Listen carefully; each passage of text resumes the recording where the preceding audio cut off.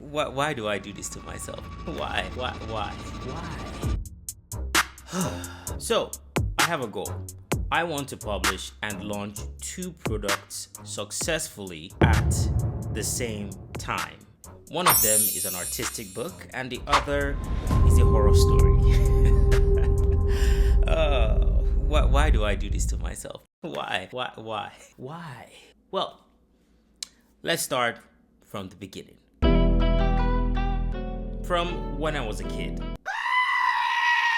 No, not a baby goat, a young human child.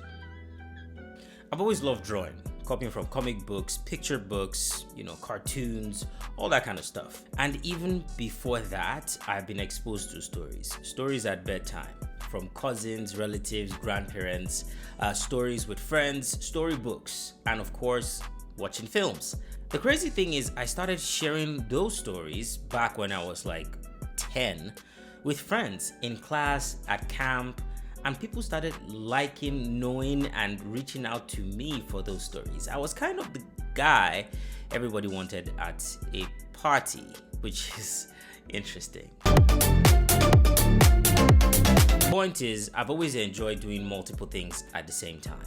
Drawing, acting, singing, performing, writing. I was working as a radio host while I started my own theater company. And now I'm doing art, doing sound design for theater companies, and that is just the tip of the iceberg. So a couple of years ago, I got this idea about typography therapy, and it hasn't left me since. It's like a constant itch that has not left my brain.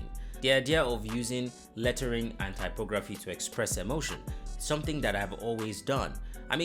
Think about it. Writing has always been a form of therapy, using a journal, writing letters, writing the name of your exes on a piece of paper and burning it to ashes. What? Well, it's not me. Some people do that. Point is, typography, lettering, writing can be therapeutical. And how much more therapeutic would it be if you could do that artistically? Because art has been shown to help quality of life of people who are involved in art. And it doesn't have to be some fancy, crazy, beautiful stuff. No. Look at some of the modern art that we see today. I'm not saying it's ugly, but I'm saying that it doesn't have to be aesthetically balanced, if you know what I'm trying to say. So, typography, therapy. In my own life, typography, lettering has been a form of therapy. From times that I am bored in class, and I'm sure you can relate, when you just keep drawing circles or you just write something over and over and over again, or when you write your name over and over again in that boring science class. No disrespect to those that are science students. I'm an arts guy. All those times that I was in a bad place, that I got heartbroken, typography was there for me. And typography and lettering have also given me some good experiences. I've scored some really decent points in my love life through typography. Yeah, boy. And also, I have made some money helping other people score some good points in their love life. Yeah, boy. I remember back in uni, I made some good money making handmade cards for guys that wanted to give something to their girlfriends.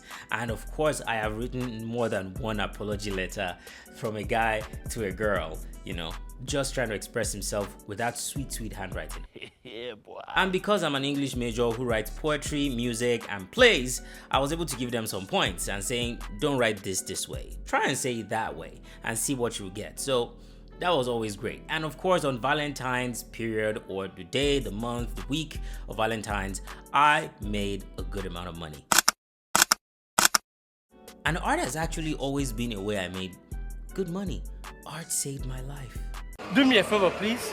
Get out of here. And I still use typography till this day. And that is why I want to share that with other people, with you, to show you that typography and lettering can actually improve your quality of life.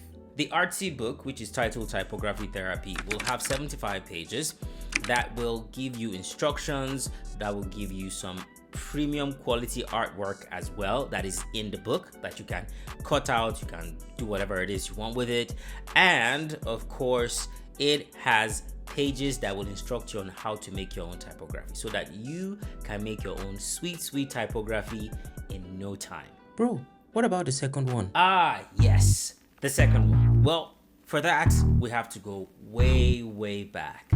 Back to when I was a toddler. Nah, we ain't got time for flashbacks. Okay, for this one, I will mention that I have always loved listening to stories, telling stories, and eventually, I think I was 14 or 15, I started writing my own stories. And I'm not talking about just some short 5-page stories.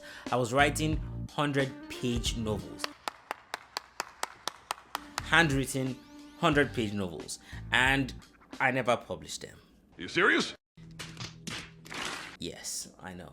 Pretty sad. And the worst part is, I would always give it to a friend who would like it, and would give it to a friend, and then that friend will give it to a friend, and that friend will give it to a friend, and so on and so forth until my book will disappear. But the thing is, I didn't mind. I was happy that people were reading my book and they loved it because they would give me feedback. There was a time someone came to me, one of those girls that are like popular in high school or secondary school, came to me and was like, I read your book, that was so nice, it was so interesting, and we're talking about it, and in my mind I was like, oh my god, I have made it. What? But yeah, those books typically don't make it back. But then the point is, I have always loved writing. But one thing I do not mess with is the horror genre. Why are you running? I do not do horror. Horror, no horror, never. No. Mba. Horror messes with you. I have never watched one single installation of Saw, the movie, the horror movie.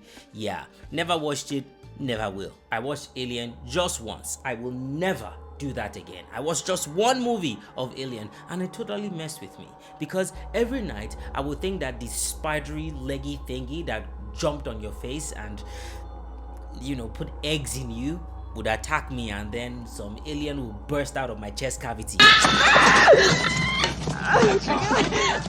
god! Oh god. Ugh. Hey, Jesus. I mean, for weeks I had issues using the restroom because I thought some creepy slithering thing was going to jump out of the toilet and violate me from behind. No, I don't do horror. However, during the pandemic, one day, I do not know what came over me. I just sat there and thought to myself, hey, I've listened to so many urban legends and myths that are, you know, Nigerian based, like Madam Koi Koi, Mami Water, and all those ones, Silifa Oniro, and some really creepy ones, and they are creepy. I mean, if you went to boarding school, you've heard some of those. Ooh, the things that we tell each other in boarding school. Anyways, I was thinking of those ones, and I was like, why don't I write them and then voice them? So that's what I did. I wrote the creepy stories and I voiced them. And guess what? It took me forever to finish editing them.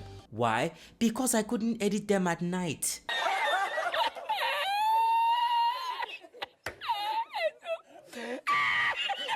Like, no. No, baby. And then finally I finished them and shared it with some friends that worked at the radio station with me, and they loved it. Like, they really loved it. And I started to think, people have problem. People are not normal. It's not right. It's not right. Y'all are crazy. But then, because I'm also not normal, I have decided to clean up those stories, work on them, and bring them out as a collection of horror stories that you can read. And the title is Grim Africana. Let me say it properly. Grim Africana. One more take. Grim Africana. Yeah, that's more like it. Oh, I'm so excited to share it with the rest of you because only me can't be scared now. We will share the fear. Did you get that? Share the fear. Anyways, we will all suffer together. So I'm going to launch not one but 2 digital products, 2 books. Yeah, and it's going to be in 6 weeks. And of course, I will be sharing the process, the progress, and everything I'm going through with you. And of course, I am open to suggestions, feedback. I will say it now. In fact, unsolicited advice is solicited. And that's not all. a portion of every proceed that comes from the sales of these two projects, a portion of it is going to be going to an NGO that focuses on girl-child education, taking care of orphans and girls in rural areas in Nigeria. It's an NGO I've worked with for a couple of years, but yeah, we'll continue working together on this. And once the paperwork and all the dots are dotted and the T's are T'd, is that how you say that? Anyways, once that is done, I'm going to be sharing the name of this NGO. And of course, the best way you can support is to grab a copy. But before you grab a copy, you can like and subscribe, and of course, give me suggestions. Is there a creepy Nigerian story that you hope to see in this series? Put that in the comments. Is there some kind of typography that you would want to see or that you like? Also put it in the comments, and of course stay tuned. Follow me on YouTube, on Instagram, because that's where I'm going to be focusing my efforts in putting out all this content. Whew, no pressure at all. How often am I going to be updating you? Definitely not every day, like no. It's going to be every week. I'm going to be updating you. Yeah, you'll definitely catch some things a couple of times a week, maybe once or twice a week. But the main stuff is going to be dropping once a week to let you know what I'm doing, what I've done so far, how I've succeeded or not succeeded, because I'm human. So weekly updates for the next 6 weeks until launch. Stay tuned for that. You might be getting a freebie, free artwork. You never know. Can I really do it in 6 weeks? Well, we'll find out.